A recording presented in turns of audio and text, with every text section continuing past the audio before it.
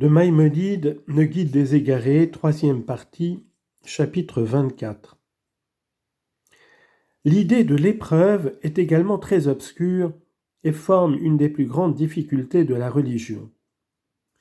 La loi en parle dans 6 passages, comme je te l'exposerai dans ce chapitre. Quant à la manière dont le vulgaire entend généralement l'idée de l'épreuve, à savoir que Dieu envoie des calamités à un homme sans que celui-ci ait commis aucun péché, et afin de lui accorder une récompense d'autant plus grande, c'est là un principe qui n'est mentionné expressément par aucun texte de la loi, et parmi les 6 passages du Pentateuque, il n'y en a qu'un seul qui, pris à la lettre, puisse faire croire une pareille chose. J'en expliquerai plus loin le sens. Cette opinion se trouve même en opposition avec celle que la loi pose en principe, car il est dit « un Dieu de vérité et sans iniquité ». Deutéronome 32, 4. Cette opinion vulgaire n'est pas non plus admise par tous les docteurs, car il y en a qui disent « pas de mort sans péché, pas de châtiment sans crime ». C'est en effet cette dernière opinion que doit admettre tout homme religieux doué d'intelligence, et il ne doit pas attribuer à Dieu l'injustice, de manière à croire que Zaïd est pur de tout péché, qu'il est un homme parfait, et qu'il n'a point mérité ce qui lui est arrivé.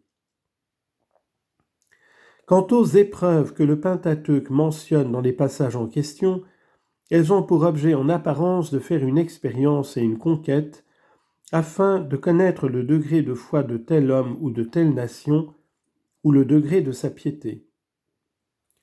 Mais c'est là précisément la grande difficulté, et particulièrement dans l'histoire du sacrifice d'Isaac, qui n'était connu que de Dieu et des 2 personnages, à l'un desquels il fut dit « Car maintenant j'ai reconnu que tu crains Dieu » Genèse 22, 12.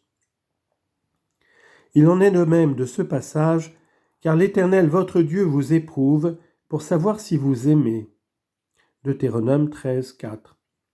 Et de cet autre passage, pour connaître ce qui était dans ton cœur. Deutéronome 8, 2. Je vais maintenant te résoudre toutes ces difficultés. Sache que toutes les fois que dans le Pentateuque il est question d'une épreuve, celle-ci n'a d'autre but et d'autre objet que de faire connaître aux hommes ce qu'ils doivent faire ou ce qu'ils doivent croire. Par conséquent, l'épreuve consiste, pour ainsi dire, dans l'accomplissement d'un certain acte où l'on n'a pas posé en vue cet acte en lui-même, lequel au contraire n'est proposé que comme exemple que l'on doit suivre et prendre pour modèle. Ainsi donc, quand il est dit « pour savoir si vous aimez » Deutéronome 13, 4, cela ne signifie pas pour que Dieu le sache, car lui, il le savait déjà. Mais cela ressemble à cet autre passage « pour savoir que je suis l'Éternel qui vous sanctifie » Exode 31, 13. Là, le sens est « pour que les nations sachent ». Et de même, ici, il est dit « S'il s'élève un homme qui s'arroge la prophétie et que vous voyez ces prestiges qui font croire qu'il dit vrai, vous saurez que c'est là une chose par laquelle Dieu aura voulu faire connaître aux nations à quel point vous êtes pénétrés de sa loi, combien vous êtes capables de comprendre le véritable être de Dieu, que vous ne vous laissez pas tromper par la fourberie d'un imposteur et que votre foi en Dieu n'est pas ébranlée. Et cela servira de point d'appui à tous ceux qui aspirent à la vérité, de manière qu'ils chercheront des croyances qui soient assez solides pour qu'en leur présence on n'ait plus aucun égard aux faiseurs de miracles. En effet, celui-ci inviterait à croire ce qui est impossible. Mais il ne peut être utile d'avoir recours au miracle que lorsqu'on proclame quelque chose de possible, comme nous l'avons exposé dans le Mishneh Torah.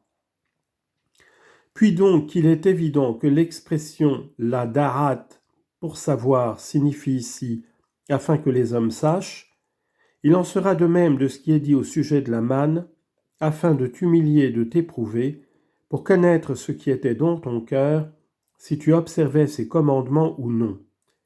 Deutéronome 8, 2. C'est-à-dire pour que les peuples le sachent et qu'il soit publié dans le monde entier, que ceux qui se consacrent au culte de Dieu reçoivent leur nourriture d'une manière inattendue. C'est exactement dans le même sens que, là où on parle pour la première fois de la chute de la manne, il est dit « afin que je l'éprouve pour savoir s'il se conduira d'après ma loi ou non ». Exode 16, 4.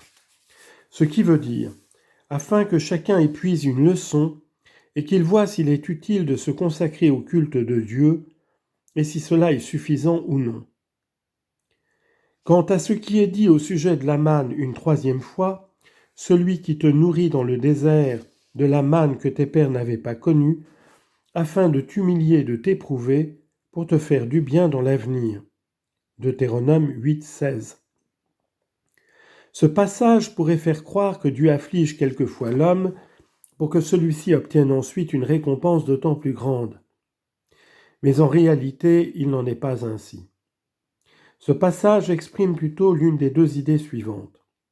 Premièrement, l'idée répétée au sujet de la manne dans le premier et dans le second passage, c'est-à-dire afin qu'on sache s'il suffit ou non de se consacrer à Dieu pour avoir la nourriture et pour être à l'abri des fatigues et des peines. Ou bien, deuxièmement, le mot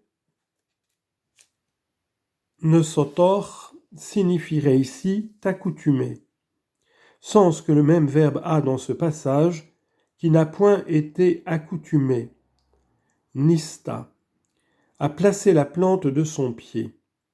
Chapitre 28, verset 56. De sorte qu'on aurait dit ici, Dieu vous a d'abord accoutumé à la peine dans le désert, afin que vous jouissiez d'un bien-être plus grand quand vous serez entrés dans le pays de Canaan. Et cela est vrai, car il est plus doux de passer de la peine au repos que d'être toujours dans le repos. On sait aussi que s'il n'avait pas subi la misère et la peine dans le désert, il n'aurait pas pu conquérir le pays ni combattre. Ce que le Pentateuque dit expressément, car Dieu disait « Le peuple pourrait se repentir en voyant la guerre et retourner en Égypte. » Dieu fit donc dévier le peuple du côté du désert vers la mer Rouge. Exode 13, versets 17 et 18. En effet, le bien-être fait disparaître la vaillance, tandis que les privations et les fatigues l'engendrent. Et c'est là le bien que le passage en question leur promet dans l'avenir.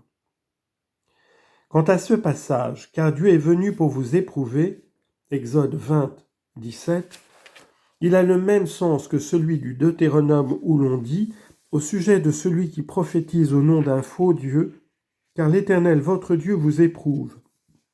Deutéronome 13, 4. Ce dont nous avons déjà expliqué le sens. Ici donc, dans la scène du mont Sinaï, il leur dit « Ne craignez rien ». Car ce grand spectacle que vous avez vu, a eu lieu uniquement pour que vous puissiez par votre propre vue acquérir une conviction certaine, et afin que, si l'Éternel votre Dieu, pour publier votre grande foi, vous éprouvait par un faux prophète qui vous invita à renverser ce que vous avez entendu, vous restiez ferme sans broncher. Car si je m'étais présenté à vous comme prophète ainsi que vous le vouliez, et si je vous eusse rapporté ce qui m'aurait été dit, sans que vous l'eussiez entendu vous-même, il se pourrait que vous réputassiez vrai ce que vous serez rapporté par un autre, quand même il viendrait renverser ce que j'aurais annoncé, puisque vous ne l'auriez pas entendu vous-même dans ce spectacle. Quant à l'histoire d'Abraham relative au sacrifice d'Isaac, elle renferme deux grandes idées qui sont fondamentales dans la religion. La première, c'est de nous faire savoir jusqu'à quelles limites doivent s'étendre l'amour et la crainte de Dieu. Il fut ordonné à Abraham de faire une chose à laquelle on ne saurait comparer ni sacrifice d'argent, ni même le sacrifice de la vie. C'était bien la chose la plus extraordinaire qui puisse arriver dans le monde, une de ces choses que la nature humaine ne peut être crue capable d'accepter. Figurez-vous un homme stérile animé d'un désir extrême d'avoir des enfants, possédant une grande fortune et de la considération, et désirant que sa race devienne une nation, s'il a un fils, après avoir désespéré d'en avoir, quel amour, quelle passion il aura pour ce fils. Cependant, craignant Dieu et désirant obéir à son ordre, il fait peu de cas de ce fils chéri, renonce à tout ce qu'il avait espéré de lui et consent à l'immoler après quelques jours de voyage.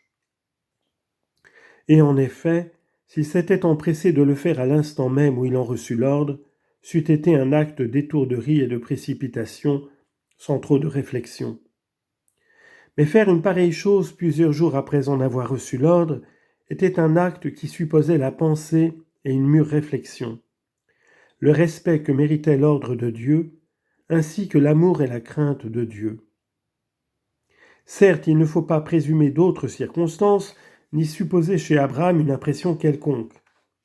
Car si notre père Abraham s'empressa de sacrifier Isaac, ce ne fut pas dans la crainte que Dieu ne le fit mourir ou le rendit pauvre, mais uniquement parce qu'il est un devoir des mortels d'aimer et de craindre Dieu, abstraction faite de tout espoir de récompense et de toute crainte de châtiment, comme nous l'avons exposé dans plusieurs endroits.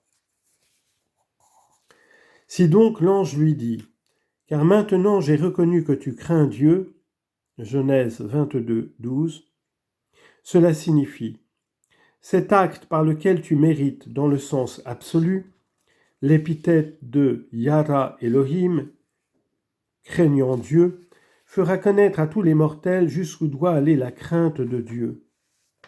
Tu sauras que cette idée a été confirmée et exposée dans la loi, où l'on dit que l'ensemble de toute la loi, tout ce qu'elle renferme en fait d'ordre, de défense, de promesse et de narration, n'a pour but qu'une seule chose, qui est la crainte de Dieu. Voici les termes. Si tu ne prends garde d'observer toutes les paroles de cette loi qui sont écrites en ce livre, en craignant ce nom glorieux et redoutable. Deutéronome 28, 58. Telle est l'une des deux idées qu'on a eues en vue dans le récit du sacrifice d'Isaac. La seconde idée, c'est de nous faire savoir que les prophètes doivent prendre pour réel ce que la révélation leur apporte de la part de Dieu. Car il ne faut pas s'imaginer que cette révélation ayant lieu, comme nous l'avons exposé, dans un songe ou dans une vision, et au moyen de la faculté imaginative, il s'ensuive que ce que les prophètes entendent ou ce qui leur est présenté dans une parabole puisse ne pas être certain, ou du moins qu'il s'y mêle quelque chose de douteux. On a donc voulu nous faire savoir que tout ce que le prophète voit dans la vision prophétique est pour lui réel et certain, qu'il ne doute de rien de tout cela et qu'il le considère à l'instar de toutes les choses réelles, perçues par les sens ou par l'intelligence. La preuve en est qu'Abraham s'empressa de sacrifier son fils unique qu'il aimait, ainsi qu'il lui avait été ordonné, bien que cet ordre lui fût parvenu dans un songe ou dans une vision.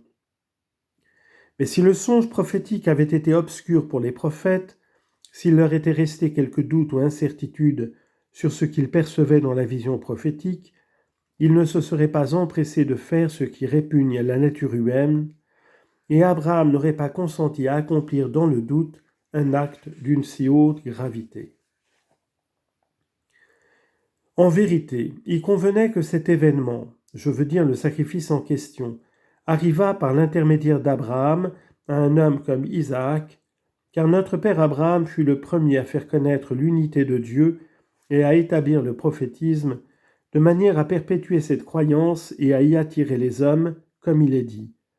Car je l'ai distingué, pour qu'il prescrivît à ses fils et à sa maison après lui d'observer la loi de l'Éternel en pratiquant la vertu et la justice. Genèse 18, 19. De même donc qu'ils suivaient les opinions vraies et utiles qu'ils avaient entendues de lui, de même on doit suivre les opinions puisées dans ses actes, et particulièrement dans cet acte par lequel il a affermi le principe fondamental de la vérité de la prophétie, et par lequel il nous fait savoir jusqu'où doivent aller la crainte et l'amour de Dieu. Telles sont les idées qu'on doit se former des épreuves, et il ne faut pas croire que Dieu veuille éprouver et expérimenter une chose afin de savoir ce qu'il n'a pas su auparavant, qu'il est bien au-dessus de ce que s'imaginent dans leurs pensées perverses les hommes ignorants et stupides. Il faut bien te pénétrer de cela.